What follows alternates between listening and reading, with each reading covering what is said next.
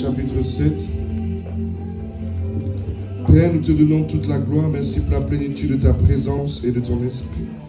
Merci de ce que je meurs à moi-même et toi tu enseignes toutes choses pour la gloire de ton nom. Et c'est au nom de Jésus que j'ai ainsi prié. Amen. 1 Samuel chapitre 7. Si tu as trouvé, tu dis Amen. Les gens de Kirjath-Jéarim vinrent et firent monter l'arche de l'Éternel. Ils la conduisirent dans la maison d'Abinadab sur la colline. Et ils consacrèrent son fils Éléazar pour garder l'arche de l'Éternel. Il s'était passé bien du temps depuis le jour où l'arche avait été déposée à Kirjath-Jéarim. 20 années s'étaient écoulées. Alors toute la maison d'Israël poussa des gémissements vers l'Éternel. Samuel dit à toute la maison d'Israël, « Si c'est de tout votre cœur que vous revenez à l'Éternel, ôtez du milieu de vous les dieux étrangers et les Astartés. Dirigez votre cœur vers l'Éternel et servez-le lui seul, et il vous délivrera de la main des Philistins. » Et les enfants d'Israël ôtèrent du milieu d'eux les Baals et les Astartés, et ils servirent l'Éternel seul.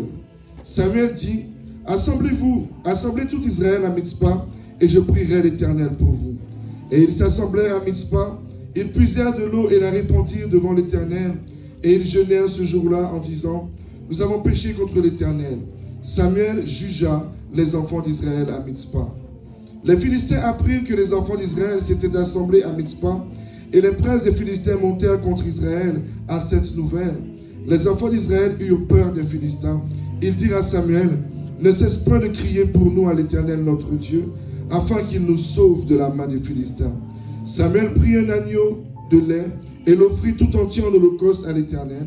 Il cria à l'Éternel pour Israël, et l'Éternel l'exauça. Pendant que Samuel offrait l'holocauste, les Philistins s'approchèrent pour attaquer Israël. L'Éternel fit retentir en ce jour son tonnerre sur les Philistins et les mit en déroute. Ils furent battus devant Israël. Les hommes d'Israël sortirent de Mitzpah, poursuivirent les Philistins et les battirent jusqu'au-dessus de Beth-Kar. Samuel prit une pierre qu'il plaça entre Mitzpah et Shen, et il l'appela du nom d'Ebenezer, en disant, jusqu'ici, l'Éternel nous a secourus. Ainsi les Philistins furent humiliés, ils ne vinrent plus sur le territoire d'Israël. La main de l'Éternel fut contre les Philistins pendant toute la vie de Samuel. Les villes que les Philistins avaient prises sur Israël retournèrent à Israël depuis Écron jusqu'à Gath. Avec leur territoire, Israël les arracha de la main des Philistins. Il eut la paix entre Israël et les Amoréens. Amen. La parole de Dieu nous dit quelque chose d'important. La Bible nous dit qu'il fut un temps avant ce passage où l'arche de l'Éternel avait été retirée d'Israël. Les Philistins avaient pris la chose la plus précieuse qu'ils avaient, ce qui représente la présence de Jésus-Christ. Amen, la présence du Saint-Esprit. Et voilà que la présence de Dieu, l'arche de l'Éternel, est retournée à Israël. Dieu est présent. Pendant 20 ans, l'arche de l'Éternel était présente à Israël. Mais Dieu ne faisait absolument rien pour eux. Ils étaient saccagés et détruits par les Philistins. Ils avaient beau prier, ils étaient dans le malheur, ils étaient dans le désarroi. Dieu n'intervenait pas. Alors que si on lit les anciennes Écritures, on voit qu'il est écrit que chaque fois que l'arche de l'Éternel était présente, normalement il y avait toujours la victoire. Il y avait toujours la grâce. Il y avait toujours la bénédiction. L'arche de l'Éternel représente aujourd'hui le Saint-Esprit, la présence de Dieu dans une église. Mais pourquoi Dieu était présent et pourquoi Dieu n'intervient pas? Est-ce que quelqu'un peut dire Amen? Si on se met à leur place, on aurait pu dire, mais pourquoi, si Dieu est dans cette église, pourquoi suis-je toujours dans ce genre de difficultés? Pourquoi ai-je toujours des manques? Pourquoi la parole de Dieu ne s'accomplit pas pour moi? Pourquoi la Bible dit l'Éternel est mon berger, je ne manquerai de rien et que moi je manque? Pourquoi la Bible dit que le juste mangera à satiété? Moi je ne mange pas à satiété. La Bible dit qu'on sera toujours en haut et jamais en bas, et pourtant je suis toujours en bas et je ne suis jamais en haut. Alléluia. Dieu était présent dans Israël pendant 20 ans. La présence du Saint-Esprit était là, la gloire de Dieu était là. Mais Dieu refusait d'intervenir pour Israël. Je peux être dans une église, Dieu est présent dans l'église. Le problème n'est pas la présence de Dieu, le problème n'est pas le pasteur, le problème c'est toi. Parce qu'il y a des choses à faire. Alléluia, je ne me présente pas chez le coiffeur, et puis je suis assis chez le coiffeur, et puis tout d'un coup mes cheveux sont coupés. Est-ce que quelqu'un peut dire Amen? Amen. J'ai quelque chose à payer, je dois lui demander conseil. Je dois lui dire ce que je désire. Alléluia. Et je dois m'adapter à comment fonctionne son commerce. Amen. Aujourd'hui, les gens viennent à l'église, Dieu est présent, mais ils ne veulent pas s'aligner à ce que Dieu demande. Et ils veulent que Dieu fasse. Dieu doit faire, Dieu doit faire. Si Dieu existe, Dieu doit faire. Si Dieu existe, Dieu doit faire. Amen. Mais les coiffeurs existent et pourtant, on ne se réveille pas avec les cheveux coiffés. Est-ce que quelqu'un peut dire amen? Les dealers de drogue existent et pourtant, je ne me suis pas réveillé avec de la cocaïne dans mon lit. Parce que je ne suis pas allé chez eux. Je n'ai pas fait ce qu'ils demandent. Est-ce que quelqu'un peut dire amen? Les prêts bancaires existent, mais je ne me suis pas réveillé ce matin avec un prêt accordé à 20 000 euros. Si je veux un prêt à 20 000 euros, je dois aller chez le banquier et je dois respecter les normes qui m'ont été données. Et je dois voir si je peux avoir ce prêt. Aujourd'hui, nous voulons aller chez Dieu et puis Dieu, il n'a qu'à faire. Dieu, il n'a qu'à faire 20 ans. 20 ans, Dieu était là 20 ans. Le plus souvent, les années passent et après on accuse Dieu. Et on dit, ouais, mais le marabout, ça va plus vite. Dieu, il prend du temps. Dieu, il prend du temps. C'est pas que Dieu voulait prendre du temps. 20 ans, Dieu était là pour résoudre les problèmes d'Israël. Mais pendant que Dieu était présent, Israël gardait ses balles. Israël gardait les Astartés, tous leurs dieux, toute leur divination, tout leur caractère, toute leur mauvaise nature, ils gardaient. Et puis il disait, Dieu n'a qu'à me prendre comme ça. Dieu n'a qu'à faire comme ça. Alléluia. Tu aimes tes enfants, nous aimons nos enfants. Nous les aimons. Nous aimons nos conjoints, nous aimons nos parents. Amen. Mais pourquoi parfois tu ne supportes pas son caractère? Parfois tu ne supportes pas leur attitude. Et s'ils te demandent quelque chose, tu refuses de leur donner. Parce que tu n'aimes pas leur orgueil. Tu n'aimes pas comment ils font. Tu es un parent. Et il y a des préceptes à respecter afin d'eux. Même si je suis ton père ou même si je suis ta mère, il y a des préceptes à respecter. Il y a une éducation que je te donne. Si tu veux que j'intervienne dans ta vie quand tu as un problème, respecte l'autorité que je suis. Amen. Respecte-moi. Voilà que Israël était devant Dieu 20 ans. Dieu est présent. Ils font ce qu'ils veulent. Ils font ce qu'ils ont envie de faire. Ils font la vie. Et ils se justifient. Les prophètes parlent, ils se justifient. Est-ce que quelqu'un peut dire amen? Sauf que 20 ans sont passés. 20 ans. Est-ce que nous aussi on va attendre 20 ans? Ils avaient une prophétie sur leur vie. Dieu leur a dit, je vous amène de la terre promise, là où coule le lait et le miel, l'abondance et la joie. Aucun peuple ne pourra triompher de vous. Vous serez toujours la tête et jamais la queue. Ils étaient où? Ils étaient complètement asservis par les Philistins. Les Philistins les détruisaient. Où était la promesse de Dieu? Où était la prophétie que Dieu avait donnée à leur vie? Elle était passée où? Vous savez, c'est nous qui annulons les prophéties sur notre vie. C'est nous-mêmes. Et nous faisons de Dieu un menteur. Et lorsque les païens regardent les chrétiens, ils disent, mais pourquoi on va se convertir? Pourquoi on va se convertir? Et nous devenons comme Jonas, l'occasion de chute des païens. Et nous empêchons aux païens de se convertir à notre Dieu. Parce que nous faisons croire aux païens que notre Dieu est faible. Mais les satanistes, les francs-maçons, les Michaelis montrent le pouvoir de leur Dieu.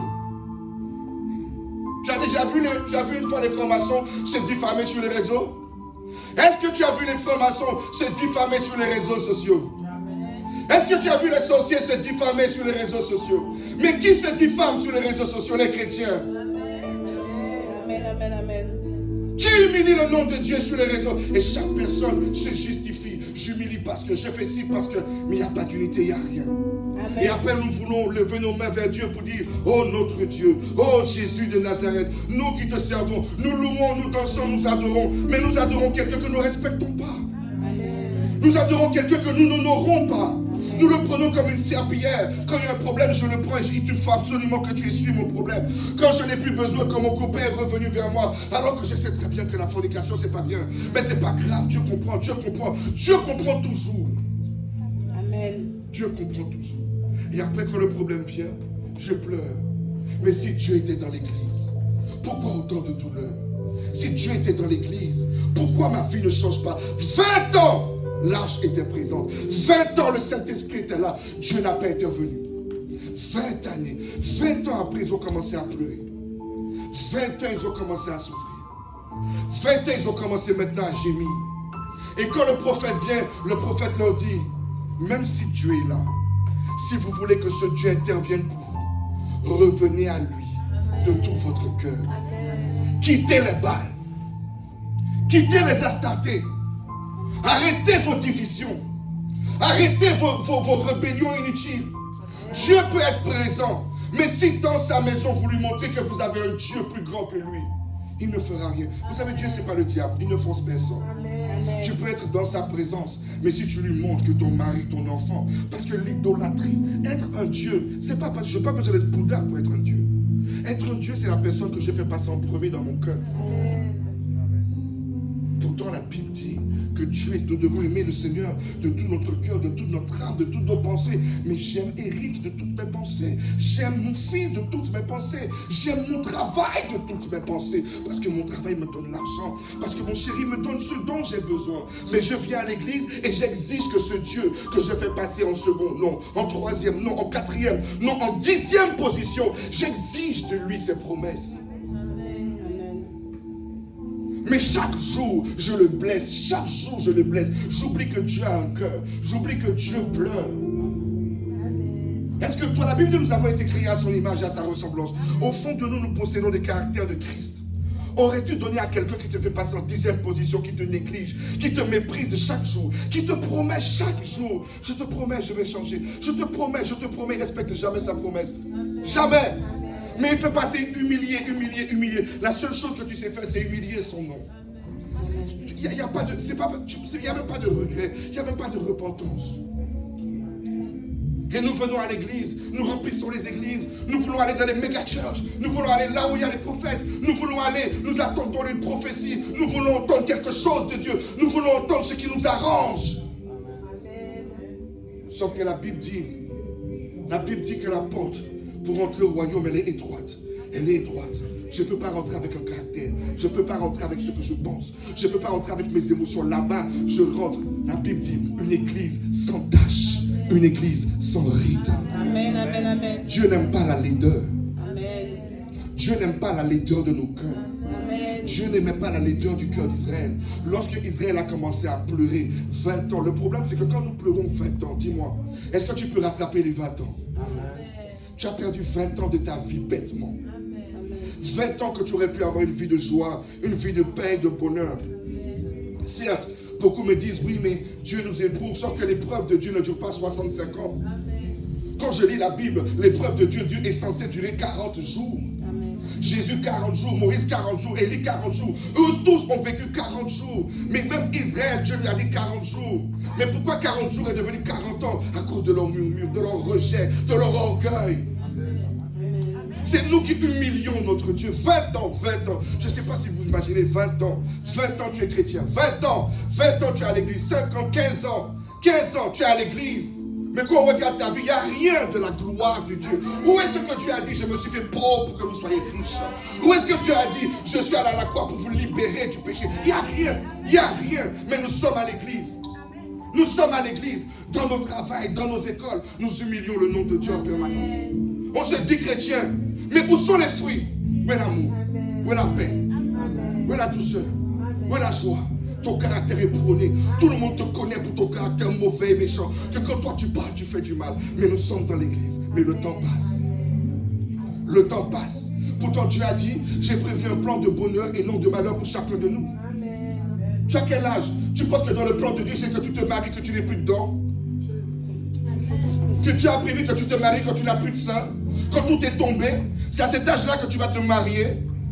Que Dieu a prévu que... Non, mais il faut réaliser un peu. Amen. Alléluia. Amen. Lisez un peu la Bible. Nous sommes là en train de patienter dans quelque chose que Dieu ne fera pas. Amen. Tant que nous n'allons pas prendre une conscience, je dois revenir à Dieu. Je dois réellement le servir. Je ne te demande pas d'être parfait. Parce que nul n'est parfait. Tous sont péchés, sont privés de la gloire de Dieu. Dieu ne te demande pas la perfection. Dieu te demande au moins de faire l'effort d'essayer. Il te demande d'essayer de te lever chaque matin dans le but d'essayer de le plaire. Mais tu ne te lèves pas pour le plaire. Tu te lèves pour plaire à Eric. Tu te lèves pour plaire à ton patron. Tu te lèves pour plaire à celui qui te donne quelque chose dont tu as besoin. Le sexe, le plaisir, l'argent, les boîtes de nuit. Alléluia. Sauf que toutes ces choses ne nous donneront pas la vie éternelle. Et ne nous amèneront pas au royaume de Dieu. Tu auras certes l'éternité, mais une éternité dans le feu de l'enfer. C'est ça que beaucoup de personnes oublient. Nous vivrons tous éternellement. Tous. Après la mort, nous aurons tous une vie d'éternité. Enfin, du moins, une vie ou une mort éternelle. La mort éternelle, pour certains, sera dans un feu qui ne terminera jamais. Dans le livre d'Ésaïe, la Bible dit, leur couverture sera des vers. Et d'autres, la Bible dit, notre vie éternelle sera dans le sein de Dieu. Où notre lumière, le soleil, on n'en aura plus besoin car Dieu sera notre lumière. La Bible dit que Samuel dit, dirigez votre cœur vers Dieu.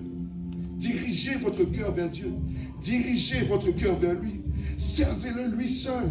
Servez-le lui seul. Il vous délivrera de la main des Philistins. Aujourd'hui, nous voulons que Dieu nous délivre, mais on ne le sert pas. On ne veut pas le servir. On veut le compromis. On pense que Jésus, c'est la CAF qu'on peut mentir. On pense que Jésus, c'est les impôts qu'on peut. Et on cherche. Et on pense que c'est pareil qu'on va recevoir quelque chose. Tu vas recevoir des miettes. La bonté de Dieu n'est pas de la manipulation. La Bible dit que Dieu fait tomber la pluie sur les bons et les mauvais. Tu auras toujours les miettes que n'importe quel païen peut avoir.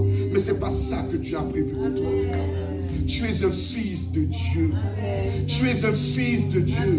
Tu es une fille du Créateur du ciel et de la terre. Pas que ta position est une position comme celle-ci. La Bible dit qu'il s'est humilié. Il s'est humilié. Il s'est humilié pour que toi tu sois élevé. Mais le diable arrive à nous corrompre. Le diable arrive à prendre nos grâces et à donner à ses serviteurs.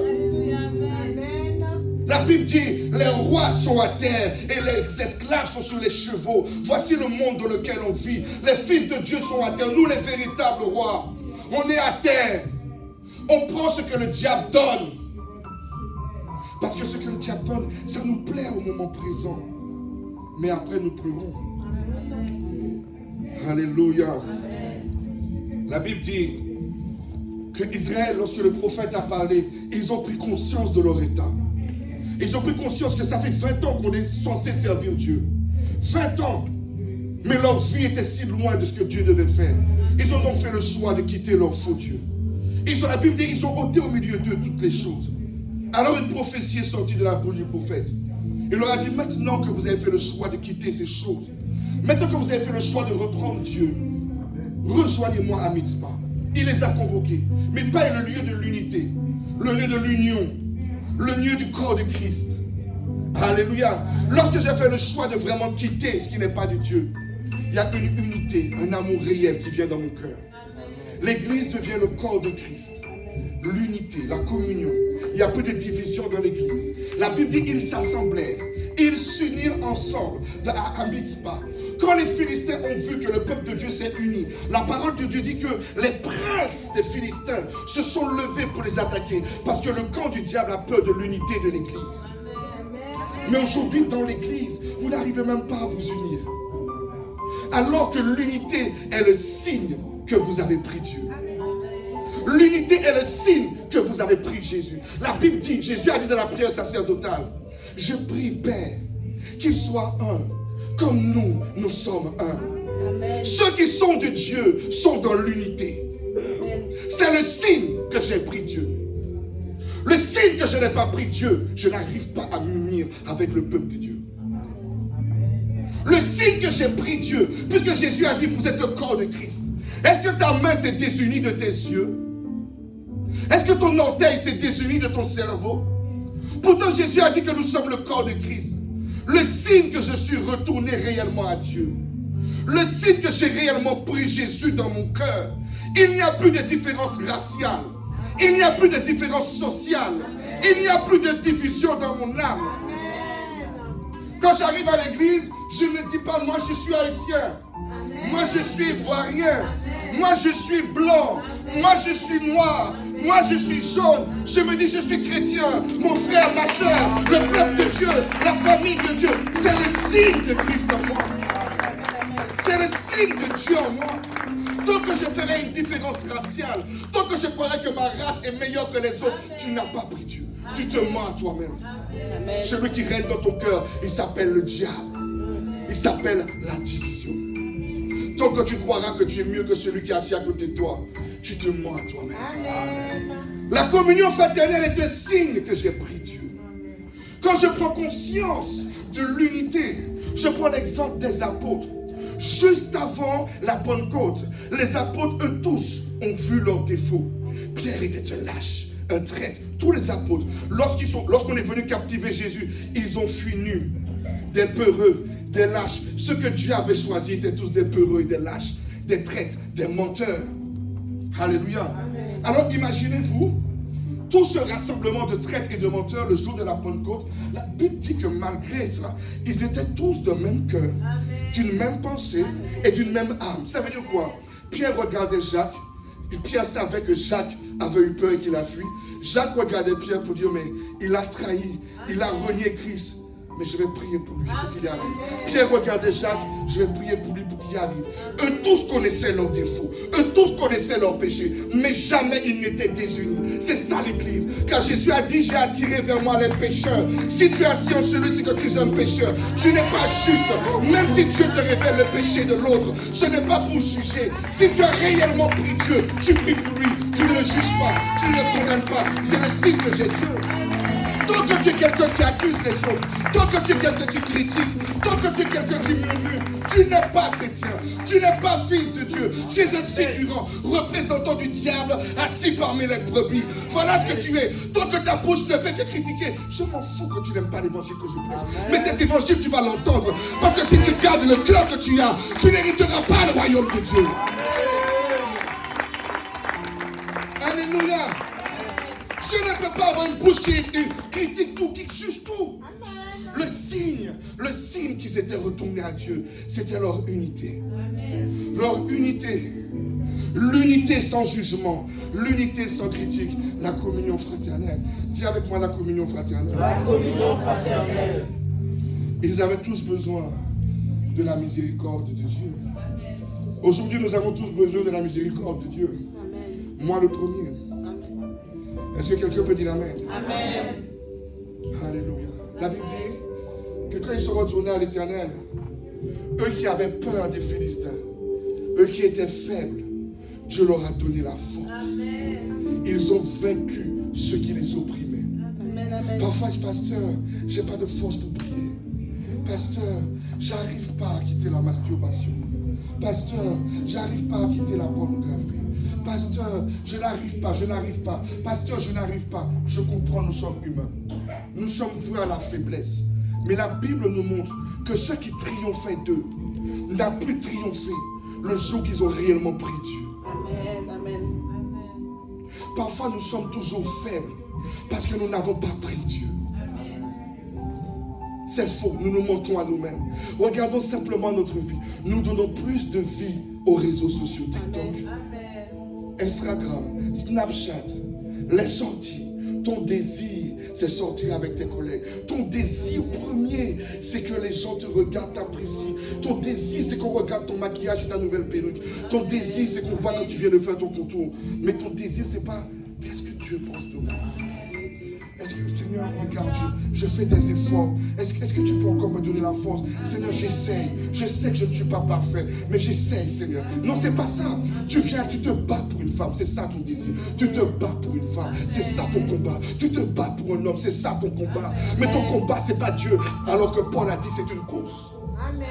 Paul a dit, j'ai gagné le bon combat de la foi. Amen. Pour toi, c'est normal. J'ai perdu la foi. Je suis en dépression. Et ça, c'est normal. Est-ce que tu as arrêté de croire que ton père est ton père ou que ta mère est ta mère parce qu'ils t'ont pas donné 20 euros pour boire? Amen. Est-ce que tu as arrêté de croire que ton père et ta mère ne sont plus tes parents parce qu'ils t'ont pas donné 20 euros? Amen. J'ai une question à vous poser. Est-ce que tu as oublié que ton père et ta mère sont tes parents parce que tu leur as demandé un service et qu'ils ne l'ont pas fait? Tu savais que c'était tes parents. Amen. Et t'ont pas répondu, mais c'est tes parents. Amen. Alors parce que Dieu ne te répond pas, tu perds la foi. C'est que tu n'as jamais été son enfant. Amen. Je suis désolé. Je ne perds pas mon identité parce qu'une situation ne m'arrange pas. Je ne perds pas mon identité parce qu'une situation ne m'arrange pas. Amen. La Bible dit que Paul, dans toute la méchanceté meurtrière qu'il était, le jour qu'il a rencontré Dieu, il n'a plus jamais été le même. Ça fait 20 ans, 15 ans, 2 ans, 1 an que tu es dans l'église, tu ne l'as jamais rencontré. Jamais. Jamais. Dieu est-il menteur? N'as-tu jamais rencontré ce Dieu?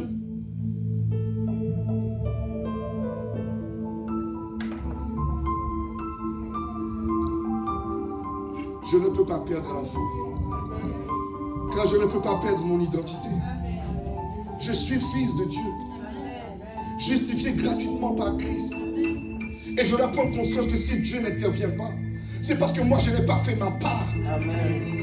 Je n'ai pas fait ma part. Voilà pourquoi beaucoup de personnes sont assises dans l'église. Et comme ils ne prennent pas Dieu, ils se tournent vers le maraboutage. Ils se tournent vers la sorcellerie. Ils se tournent vers les pouvoirs occultes pour se marier. Pour faire des choses pas propres, pas bien. Et toi, tu es tellement comme un poulet dans les mains de la sorcellerie, parce que toi-même, tu ne cherches pas Dieu. Tout ce que tu veux, c'est une femme. Donc la femme t'en fout. Elle fait ce qu'elle veut avec toi. Amen. Et au lieu de chercher Dieu, tu es là, comme un mouton qu'on emmène à la bergerie pour le sacrifier. Et elle-même, elle se dit, elle a un pouvoir. Elle se dit, j'ai un pouvoir, j'ai pris un fils de Dieu, je l'ai manipulé. C'est à cause de toi qu'elle ne se convertira jamais. Parce que tu es en train d'humilier Dieu. Alors que si tu prenais réellement Dieu, qui peut t'envoûter? Dis-moi qui? La Bible dit la malédiction sans effet ne peut pas nous toucher. La malédiction sans cause ne peut pas nous atteindre. Si nous avons réellement Dieu, quelle sorcellerie? La sorcellerie est un pouvoir donné aux anges déchus par Dieu. Donc crois-tu que le pouvoir des anges déchus est plus grand que le pouvoir du Dieu créateur du ciel et de la terre? Quelle est cette puissance? Alléluia. Alléluia. Quelle sorcellerie peut m'envoûter? Dis-moi. C'est parce que Dieu n'est pas en premier dans ton cœur. C'est pour ça que les Philistins arrivent à te combattre. C'est pour ça que dans tes songes, tu vois tout le temps ta grand-mère, ta cousine, ta soeur, toujours, toi tu vois toujours les sorciers dans tes songes qui arrivent à te détruire. Quel jour tu vas voir que c'est toi qui les poursuis? Quel jour tu vas te voir assis sur un trône et les sorciers s'incliner devant toi? Quel jour tu vas voir que tu vas regarder les sorciers dans un songe et leur dire, ici c'est moi qui domine? Quel jour? Donc la parole de Dieu ne s'accomplit pas pour toi. C'est ça. Tu es une exception à la règle. Dieu n'est pas fidèle. Dieu n'est pas grand. Pourquoi Dieu faisait pour le prophète Samuel? Et pourquoi ne faisait-il pas pour Israël? Samuel aimait Dieu. Samuel aimait Dieu. Samuel aimait Dieu. Il n'était pas parfait, mais il aimait Dieu. Israël aimait Astarté. Israël aimait Baal. Israël aimait la fornication. Israël préférait aller au cinéma que de donner au moins 1 heure de prière à Dieu. Je ne dis pas que c'est pas bien d'aller au cinéma. Tu peux aller au cinéma, mais donne à Dieu un temps. Amen, amen. Nous ne voulons pas donner à Dieu de temps, mais nous voulons donner à Dieu du temps à nos amis. Nous donnons du temps à nos amis. Et ces amis-là, quand nous pleurons dans nos lits, ils ne sont pas là. Nous donnons du temps à des gens qui n'ont même pas de valeur pour impacter notre vie. On leur donne tellement de valeur, mais on pleure dans notre lit, on pleure chez nous, on se sent seul, tu ne sais même pas quoi faire, mais devant eux, c'est la vie, tu sors, tu uses ton argent pour rien. Tu payes, mais tu ne peux même pas donner ta dîme à Dieu, mais tu investis pour des gens qui ne pourront jamais te sauver. Sinon, quand tu es dans des problèmes, ne m'appelle pas, appelle-les. Quand tu as des problèmes, n'appelle pas Dieu, appelle-les. Alléluia. Un gros sabbat de l'Éternel. Oui, est-ce qu'on peut aller manger à Hippopotamus aujourd'hui? Ah oui, mais c'est mon ami de cœur. C'est mon ami d'enfance. C'est mon ami d'amis. Le jour du sabbat, le jour saint de Dieu. Et Dieu, il nous regarde. Et on se justifie. Je ne suis pas dans une secte. Moi, je suis libre. La Bible ne fait pas de votre liberté une occasion de chute. Une occasion de vivre dans la chair. Un prétexte pour vivre dans la chair. C'est ce que la Bible dit. Ne faites pas de la liberté un prétexte de vivre dans la chair. Notre liberté est soumise. Un exemple. La loi française dit que nous sommes libres, non? On n'est pas en prison. D'accord, va braquer la banque. Tu es libre. Tu es libre. Va braquer la banque. Tu es libre. Amen. Fouille dans toutes les voitures des gens, prends leur carte grise, prends l'argent, on est libre. Amen. Couche avec qui tu veux. Va devant Macron, dis Macron, je veux te baiser. Couche avec Macron, tu es libre. C'est ce que la loi française a dit, tu es libre. Alors pourquoi cette loi-là? Vous dites oui, on est libre, on est français, on est libre. Mais il y a des règles dans la liberté. Nous sommes soumis à des règles. Pourquoi pour Dieu, vous voulez prendre votre libre? Je suis libre. Et là, Dieu n'a plus de règles. Dieu n'a plus de préceptes. Dieu n'a plus d'ordonnance. Nous sommes sous la grâce. Qu'est-ce que Dieu a dit? Ne faites pas de la grâce une occasion de chute. Une occasion de vivre dans le péché. C'est pas parce que nous sommes libérés de la loi par la grâce que lui on fait la vie. Donc ça, on est libre. Épouse un homme et puis fais quelqu'un coucher avec lui. On est libre. Partageons nos maris. Partageons nos femmes. On est libre. Voudrais-tu qu'un homme de 76 ans vienne épouser ta fille de 3 ans? On est libre. Il n'y a plus de loi. C'est pas ça, non? On est sous la grâce. Tu veux que Emmanuel, que Héritier épouse Emmanuel? On est sous la grâce. On n'est pas sous la grâce. On n'a bien plus de condamnation pour ceux qui sont dans Jésus-Christ. Il n'y a plus de loi, il n'y a plus de préceptes. On ne peut plus être dirigé. Donc quand Dieu a mis les pasteurs, quand Dieu a institué l'église, quand Dieu a mis son épouse, non, moi je ne me soumets pas. Je n'aime pas les autorités. Je ne sais, je ne sais. Tu te désunis des lois de Dieu par précepte de liberté. Le jour que tu te marieras et que ton mari te dira j'aime une autre femme, ne lui reproche pas sa liberté. Amen, amen, amen. Ne lui reproche pas sa liberté. Quand tu as fait le choix de te désunir des lois de Dieu. Amen, amen. Si ta femme te dit oh chérie, tu sais quoi, je préfère Eric, laisse ta femme. Je ne sais pas qu'est-ce que j'ai avec Eric aujourd'hui. Bon. Si ta femme te dit qu'elle part avec Eric, ne lui en veux pas. C'est que tu lui as donné cette liberté. Amen. Est-ce que quelqu'un peut dire amen? Amen. Alléluia. Amen. Nous tous, nous partons au travail. On est libre. Personne ne t'oblige à aller au travail. Amen. Mais pour avoir l'argent, tu es soumis aux lois du patron. Amen. Amen. Israël, pour pouvoir avoir le bénéfice de la présence de Dieu, devait se soumettre à ce que Dieu a dit. Amen. Est-ce que sous la grâce, Jésus n'a pas dit, vous êtes mes amis? Est-ce que humainement, psychologiquement, on peut appeler ça une amitié? Jésus dit comme ça, vous êtes mes amis si vous faites ce que je dis. Amen. Si vous ne faites pas ce que je vous commande, vous n'êtes pas mes amis. Amen. Toi, dans ton intelligence de 2024, c'est pas ça l'amitié. L'amitié, c'est que, qu'importe ce que nous traversons, on est amis pour la vie. C'est pas ça avec Jésus. Tu es son ami, tu es son enfant. Il intervient si tu fais ce qu'il te demande. Amen. D'ailleurs, la Bible dit, dans Hébreu, vous êtes sauvés par l'obéissance. Amen. Pour que Israël puisse bénéficier de la grâce de Dieu, la parole de Dieu nous dit qu'ils ont dû s'unir. Le diable a tellement peur de l'unité que quand ils ont appris que le peuple d'Israël était en train de s'unir, les Philistins sont venus pour détruire cette unité. Sauf que Israël s'était vraiment uni. Amen. Israël avait vraiment pris Dieu. Eux qui pendant 20 ans ont été combattus et n'ont jamais eu de victoire, ont eu la victoire. Amen. Dieu a combattu pour eux. Et ce qui est fort, c'est que tous les territoires qu'ils ont perdus pendant ces 20 ans, Dieu leur a donné. Amen. Celui qui retarde ta vie, c'est toi. Amen. Celui qui retarde ta vie, c'est toi. Amen. Ton bonheur, c'est toi qui le retarde. Amen. La paix de ton foyer, c'est toi qui le retarde. Amen. Personne d'autre. Il n'y a pas de sorcellerie qui te combat. Il n'y a pas de démon qui te combat. La Bible dit qu'ils ont été dépouillés. Amen. Les actes dont les ordonnances qui nous condamnent, qui subsistaient contre nous, Christ les a humiliés, dépouillés à la croix. Ils sont humiliés, amen. Ils sont dépouillés. Ceux qui donnent du pouvoir aux démons, aux sorciers, c'est vous. Amen. C'est vous. Vous leur faites croire qu'ils peuvent encore agir parce que vous désobéissez à Dieu. Donc ils se disent, ah, j'ai réussi. J'ai réussi. J'ai réussi. Parce qu'ils sont dans l'église, ils entendent les prophéties de Dieu. Dieu a dit qu'elle doit devenir ça. Ah bon, on va voir. Il te combat, il te combat, il te combat. Mais toi, en fait, c'est pas la sorcellerie, c'est ta propre rébellion. Et après, le sorcier se dit, ah, j'ai réussi. Elle ne rentre pas dans ce que Dieu a dit. Et Dieu te tient rigueur plus que le sorcier. Parce que le sorcier, Dieu veut le convertir à cause de toi. Mais le sorcier ne se convertit pas. Parce qu'il pense qu'il a une emprise sur ta vie. Alléluia. Amen. Alléluia. Amen. Alléluia. Amen. Quelqu'un peut dire j'aime Jésus. J'aime Jésus. Il n'y a pas de péché que Dieu ne puisse pardonner. Amen. Il n'y a aucun péché que Dieu ne puisse pas. Aucun. Amen. Dieu est bon. Prenons la Bible. Dans le livre de 2 Rois 21. « 2 Rois 21.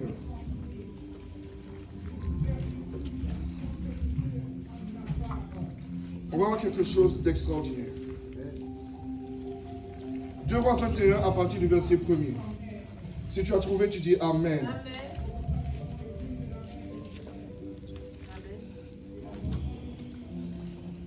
2 Rois 21 à partir du verset 1er. Manassé avait 12 ans lorsqu'il devint roi et il régna 55 ans à Jérusalem. 50, je veux que tu retiennes ça, 55 ans. Sa mère s'appelait Eptiba. Il fit ce qui est mal aux yeux de l'Éternel, selon les abominations des nations que l'Éternel avait chassées devant les enfants d'Israël. Il rebâtit les hauts lieux qu'Ézéchias son père avait détruits. Il éleva des autels à Baal. Il fit une idole d'Astarté, comme avait fait Achab, roi d'Israël. Il se prosterna devant toute l'armée des cieux et la servit. Il bâtit des autels dans la maison de l'Éternel, quoique l'Éternel eût dit, c'est dans Jérusalem que je placerai mon nom. Il bâtit des autels à toute l'armée des cieux, dans les deux parvis de la maison de l'Éternel. Il fit passer son fils par le feu. Il observait les nuages et les serpents pour en tirer des pronostics. Il établit des gens qui évoquaient les esprits et qui prédisaient l'avenir. Il fit de plus en plus ce qui est mal aux yeux de l'Éternel, afin de le mettre en colère. Il mit l'idole d'Astarté qu'il avait faite dans la maison de laquelle l'Éternel avait dit à David et à Salomon, son fils, c'est dans cette maison et dans Jérusalem que j'ai choisi parmi toutes les tribus d'Israël, que je veux à toujours placer mon nom. Je ne ferai plus errer le pied d'Israël hors du pays que j'ai donné à ses pères, pourvu seulement qu'il ait soin de mettre en pratique tout ce que je leur ai commandé et toute la loi que leur a prescrite mon serviteur Moïse. Mais ils n'obéirent point. Et Manassé fut cause qu'ils s'égarèrent et firent le mal plus que les nations que l'Éternel avait détruites devant les enfants d'Israël. Alors l'Éternel parla en ces termes par ses serviteurs les prophètes.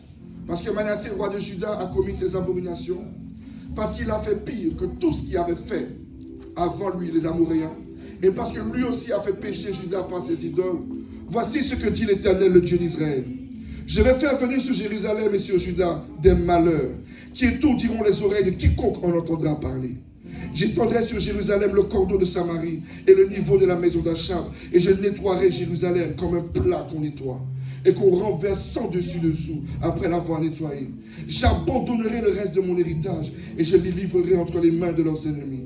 Ils deviendront le butin et la proie de tous leurs ennemis, parce qu'ils ont fait ce qui est mal à mes yeux et qu'ils m'ont hérité depuis le jour où leurs pères sont sortis d'Égypte jusqu'à ce jour. Manassé répandit aussi beaucoup de sang innocent jusqu'à remplir Jérusalem d'un bout à l'autre. Outre les péchés qu'il commit et qu'il fit commettre à Juda en faisant ce qui est mal aux yeux de l'Éternel, dit Amen. Amen. Dis Amen. Amen. Nous voyons un roi, Manassé. Alléluia. Amen. La Bible dit, c'est le roi qui a fait les pires abominations que aucun roi n'avait fait. Il a fait les choses les plus interdites par Dieu. L'idolâtrie. Il a introduit, il a mis c'est comme si tu viens à l'église et tu prends Bouddha et tu mets sous l'autel de Dieu Bouddha, et devant Dieu et devant le peuple de Dieu, tu commences à adorer Bouddha, tu te prosternes devant lui. Il faisait des choses tout pour énerver Dieu, l'idolâtrie. Il a rebâti les autels que son père Ézéchias, parce que son père Ézéchias a servi Dieu, a renversé tout ce qui était démoniaque. Il a rétabli tout ce que son père avait détruit. Il a érigé des autels de Baal, des idoles d'Astarté, des divinités païennes. Il a adoré les astres, le soleil, la lune, les constellations. Il a profané le temple de Dieu. Il a amené la sorcellerie, les pratiques occultes, les médiums, les spirites. Tout ce qui est interdit dans la loi, il l'a amené dans le temple de Dieu. La Bible dit qu'il a fait des sacrifices humains, son propre fils. Alléluia. Et au-delà de toutes ces choses, il a séduit le peuple pour amener le peuple à l'égarement. Est-ce que quelqu'un peut dire Amen? Amen. La colère de Dieu s'est levée. Dieu a dit je vais tellement faire du mal à Israël, à Manassé, que quiconque va entendre ça, il va avoir mal aux oreilles. Amen. Dieu était en colère. Dis, Dieu était en colère. Dieu était en colère. Alléluia. Amen. Dieu était en colère. Dieu était en colère. Ce que Manassé a fait, la Bible dit, personne ne l'avait fait avant. Personne ne l'a fait avant. C'était le roi qui a fait les choses les plus horribles. Et la colère de Dieu était véritable. Même toi, tu n'as pas fait ça. J'espère. Alléluia. Mais regardons, prenons 2 Chroniques 33. 2 Chroniques 33.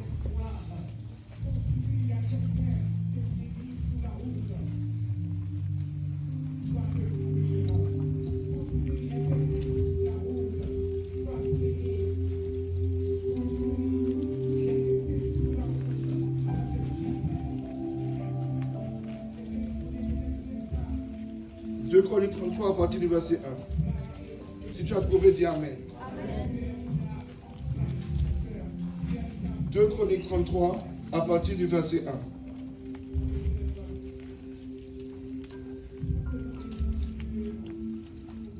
Manassé avait 12 ans lorsqu'il devint roi. Il régna 55 ans à Jérusalem. Il fit ce qui est mal aux yeux de l'Éternel selon les abominations des nations que l'Éternel avait chassées devant les enfants d'Israël. Il rebâtit les hauts lieux qu'Ézéchias son père avait renversés. Il éleva des autels au Baal. Il fit des idoles d'Astarté. Il se prosterna devant toute l'armée des cieux et la servit. Il bâtit les autels dans la maison de l'Éternel, quoique l'Éternel eût dit, c'est dans Jérusalem que sera mon nom à perpétuité. Il bâtit les autels à toute l'armée des cieux dans les 2 parvis de la maison de l'Éternel. Il fit passer ses fils par le feu dans la vallée des fils de Hinnom. Il observait les nuages et les serpents pour en tirer des pronostics. Il s'adonnait à la magie et il établit des gens qui invoquaient les esprits et qui prédisaient l'avenir. Il fait de plus en plus ce qui est mal aux yeux de l'Éternel afin de l'irriter. Il plaça l'image taillée de l'idole qu'il avait faite dans la maison de Dieu, de laquelle Dieu avait dit à David et à Salomon son fils, c'est dans cette maison et c'est dans Jérusalem que j'ai choisi parmi toutes les tribus d'Israël que je veux à toujours placer mon nom. Je ne ferai plus sortir Israël du pays que je destinais à vos pères, pourvu seulement qu'il ait soin de mettre en pratique tout ce que je leur ai commandé, selon toute la loi, les préceptes et les ordonnances prescrites par Moïse.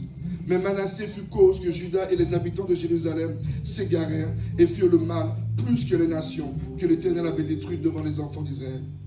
L'Éternel parla à Manassé et à son peuple, et ils n'y firent point attention. Alors l'Éternel fit venir contre les chefs de l'armée du roi d'Assyrie, qui saisirent Manassé et le mirent dans les fers. Ils lièrent avec des chaînes d'airain et le menèrent à Babylone. Dis Amen. Amen. Donc la colère de Dieu a commencé sur Manassé. On va voir quelle est la réaction de Manassé dans cette situation. Amen. Amen. Lorsqu'il fut dans la détresse, il implora l'Éternel son Dieu. Amen. Amen. Regardez bien, Manassé a fait du mal jusqu'à... Mais Manassé n'a pas perdu son identité. Malgré qu'il faisait des bêtises, on dit qu'il implorait l'Éternel qui, son Dieu. Amen. Est-ce que quelqu'un peut dire Amen? Amen. Il lui adressa... Lorsqu'il fut dans la détresse, il implorait l'Éternel son Dieu. Il s'humilia profondément devant le Dieu de ses pères. Il lui adressa ses prières et l'Éternel se laissa fléchir, exauça ses supplications et le ramena à Jérusalem dans son royaume. Et Manassé reconnut que l'Éternel est Dieu. Amen. Après cela, il bâtit en dehors de la ville de David à l'occident, vers Guidon dans la vallée, un mur qui se prolongeait jusqu'à la porte des poissons, dont il entoura la colline, et il éleva une grande hauteur. Il mit aussi des chefs militaires dans toutes les villes fortes de Juda. Il fit disparaître de la maison de l'Éternel les dieux étrangers et les idoles. Il renversa tous les autels qu'il avait bâtis sur la montagne de la maison de l'Éternel et à Jérusalem. Il les jeta hors de la ville. Il rétablit l'autel de l'Éternel. Il offrit des sacrifices d'action de grâce et de reconnaissance. Et il ordonna à Juda de servir l'Éternel, le Dieu d'Israël. Amen. Est-ce que quelqu'un peut dire Amen? Amen, amen. Est-ce que quelqu'un peut dire Amen? Amen. Regardons la miséricorde de Dieu. Malgré tout ce que Manassé a fait, et que Dieu dans sa colère a dit, je vais tellement lui faire du mal que celui qui va entendre. Mais lorsque Dieu a commencé, Manassé va faire quelque chose que vous n'arrivez pas à faire. Manassé s'est humilié. Amen. Dis l'humilité. L'humilité. L'humilité. L'humilité. Lorsque parfois Dieu commence à nous frapper, au lieu de nous humilier, tu commences à critiquer, murmurer. Et Manassé, quand Dieu a commencé, Manassé s'est humilié. La Bible dit qu'il s'est humilié profondément devant Dieu. Il a reconnu que ce qu'il a fait est mal. Maintenant, regardez la miséricorde. Regardez qu'est-ce que Dieu appelle le pardon. Lorsque Dieu, la Bible dit Dieu s'est laissé fléchir. Dieu a pardonné Manassé. Qu'est-ce que Dieu a fait? Quelqu'un qui a fait autant de mal. Dieu aurait pu le pardonner et le laisser. Non, Dieu lui pardonne. Dieu le rétablit à sa place. Amen. Dieu lui redonne sa royauté. Amen. Dieu lui redonne son royaume. Amen. C'est comme si, c'est très simple. Tu as un banquier, tu lui as fait confiance. Il a volé toutes tes épargnes. Il a pris tout ton argent. Amen. Tu as le pouvoir de lui... Maintenant, il est en prison. Tu as le pouvoir de lui redonner son poste. Non, tu ne le libères pas simplement de la prison. Tu lui redonnes à gérer tes finances. Amen. Quelle est cette folie? Amen. Quel humain va faire ça? C'est comme si ton ex t'a trahi. Tu t'es marié légalement. Amen. Il t'a trompé avec toute la France. C'est passé sur tous les réseaux. Il l'a fait exprès pour t'humilier. Amen. Amen. Il te demande pardon. Et tu dis, c'est pas grave mon amour. Je te pardonne. Redeviens mon époux. Ça existe où ça? Amen. Ça existe où? Ça n'existe pas chez les humains, non. Alléluia. Mais la miséricorde de Dieu. Amen. La miséricorde de Dieu. Quand Dieu m'a montré ce thème, la miséricorde, j'ai dit que les humains sont loin du pardon. Les humains sont loin du pardon. Aujourd'hui, tu pardonnes quelqu'un. Tu lui dis, je te pardonne, mais tu ne manges pas chez moi. Je te pardonne, mais n'approche pas mes enfants. Je te pardonne, mais je ne veux pas te voir. Je te pardonne, mais lorsque Dieu te pardonne, lorsque la miséricorde de Dieu vient, il te redonne là où lui-même t'a retiré. Il te rétablit dans la gloire. Il te rétablit dans la prophétie. Il te rétablit dans l'onction. Est-ce que quelqu'un peut dire Amen? Est-ce que quelqu'un peut dire Amen? Est-ce que quelqu'un peut dire Amen? Il n'y a pas de péché que Dieu ne puisse pardonner. Parce que le jour que la miséricorde de Dieu vient, si la prophétie que tu as choisie pour ta vie était que tu sois premier ministre de la France, ou que tu aies un mariage de gloire, et que tu avais péché, et que tu as péché, et que tu as péché, le jour que tu t'humilies, il te redonne la prophétie. Il te redonne l'accomplissement. Est-ce que quelqu'un peut dire Amen? Le secret pour que Dieu fasse, c'est pas, mais lui c'est parce qu'il n'a pas beaucoup péché. Lui c'est parce qu'il a trop péché. Le secret c'est mon cœur. Le secret c'est ton cœur. Alléluia. Aujourd'hui l'élévation ne vient pas à cause de ta gentillesse que tu as fait pendant 20 ans. Manassé pendant 55 ans. 55 ans a fait les pires choses qu'aucun roi n'a fait. Qu'il n'est pas possible de pardonner. Mais il s'est humilié. La Bible dit profondément. C'est pas, oh Seigneur, je te demande pardon. Pardon pour les péchés de mon papa. Pardon pour les péchés de ma maman. Quand tu viens devant l'homme de Dieu et que tu veux confesser, oui pasteur, oui j'ai péché.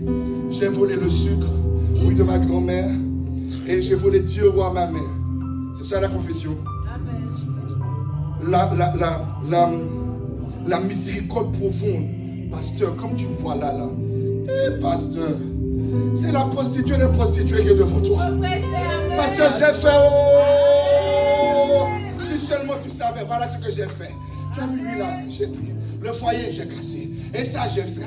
Lui, je l'ai envoûté. Et là, j'ai mal fait. J'ai pris la sorcellerie à droite, j'ai pris à gauche. J'ai pris devant, j'ai pris derrière. Le diable même, lui et mon frère. Pasteur, on a fait, j'ai fait. Que Dieu m'accorde le pardon. Voici la repentance. Je ne cache pas ce que j'ai fait. Je m'humilie profondément devant Dieu. Alors tu me diras, ouais mais ça je l'ai fait en cachette. Mais toutes les fois que tu te branles, que tu demandes pardon à Dieu en cachette, tu te branles toujours après. C'est pour ça que Dieu a institué la confession devant les hommes. Parce que c'est un homme comme toi, un pécheur comme toi. Il te regarde droit dans les yeux et tu lui expliques comment tu vas sur X vidéo. Tu lui expliques comment tu as trahi. Tu lui expliques droit dans les yeux. Et le pasteur te regarde droit dans... Ah bon? Ah bon, tu as fait ça? Il regarde ton visage d'ange, mais derrière cet ange, il y avait un démon. Il te regarde.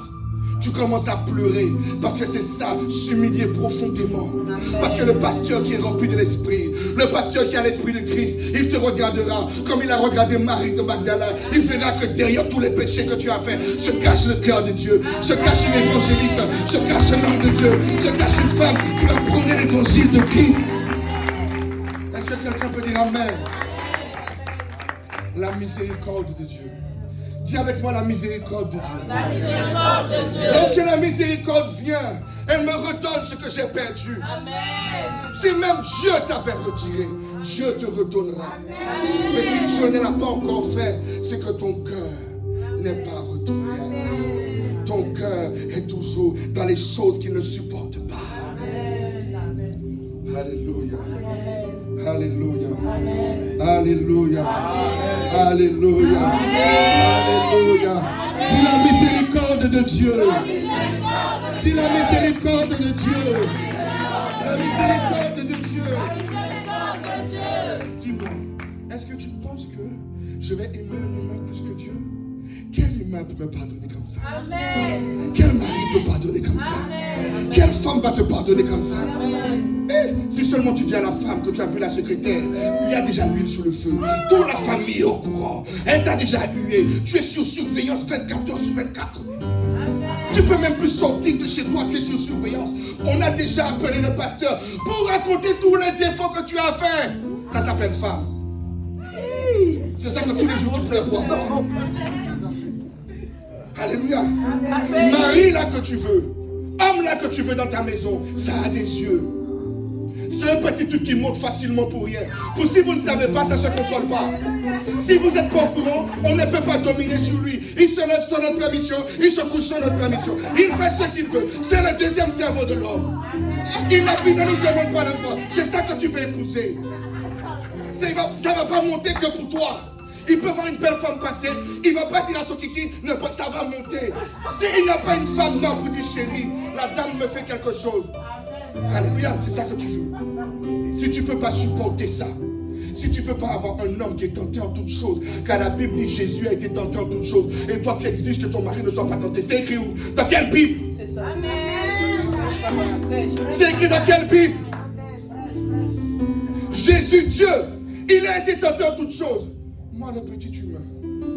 Oh Jésus, pitié de moi. Tu exiges que je puisse pas être tenté.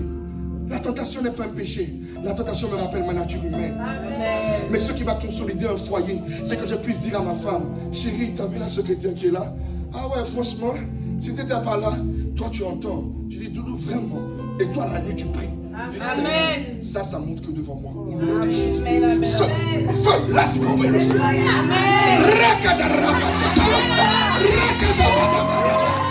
C'est ça ton rôle.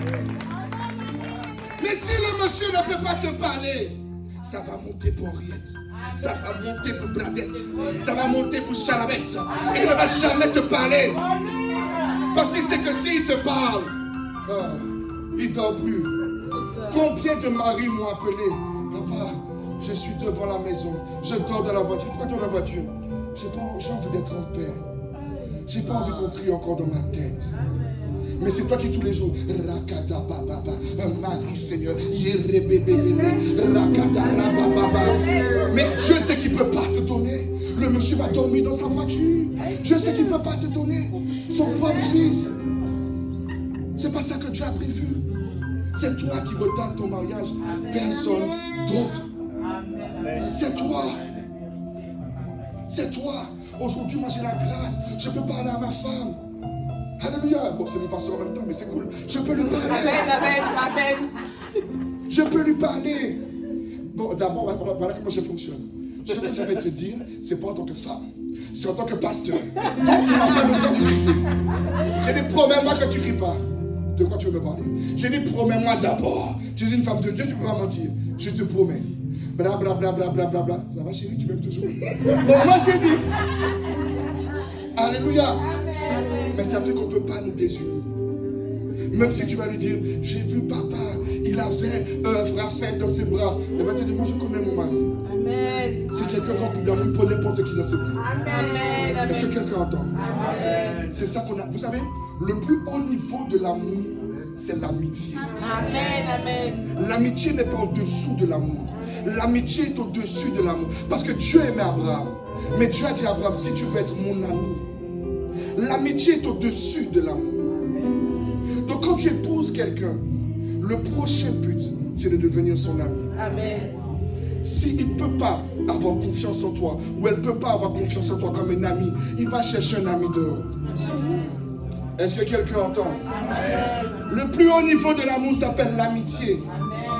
Dieu aime le monde entier, mais tout le monde n'est pas ami de Dieu. Amen. Est-ce que quelqu'un peut dire Amen? Amen. Alléluia. Dis la miséricorde de Dieu. La miséricorde de Dieu. Alors pardonne. Pardonne. La miséricorde, c'est pas ça que tu as fait. La miséricorde, c'est je te pardonne. Je ne t'en veux plus. Si tu as faim, tiens. Tu as soif, tiens. Je te recroise, je suis content. Quand j'ai pardonné, il n'y a pas quelque chose dans mon cœur encore. J'ai pardonné. Je te redonne ma confiance. Je ne le fais pas parce que je suis meilleur que quiconque. Je le fais parce que je suis semblable à mon Père qui est dans les cieux. Et que je suis un fils de Dieu. Et que la Bible dit que le fils qui procure la paix sera appelé fils de Dieu. Que Dieu vous bénisse.